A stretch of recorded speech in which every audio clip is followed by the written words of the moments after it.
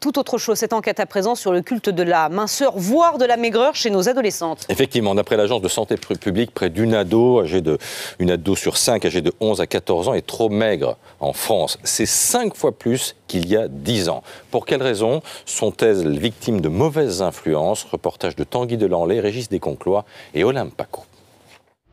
Elles sont minces, certaines maigres. Ce sont des stars ou de parfaites inconnues. Et sur les réseaux sociaux, certaines de leurs photos sont vues plusieurs millions de fois, aux effets très concrets auprès des jeunes filles. On va vouloir peut-être manger ce que la star mange, mais c'est pas forcément bon pour nous. Elles se mettent à faire du sport comme des fous pour être mince et tout ça, il faut se faire attention à ce qu'ils mangent.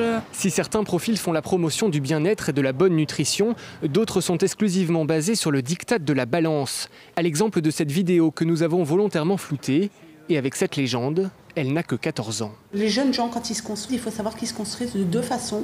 D'abord, en se comparant les uns aux autres et aussi en étant acceptés les uns des autres. Un phénomène qui est peut-être l'une des causes des derniers résultats de l'Agence de santé publique. Près d'une adolescente sur 5, entre 11 et 14 ans, est trop maigre.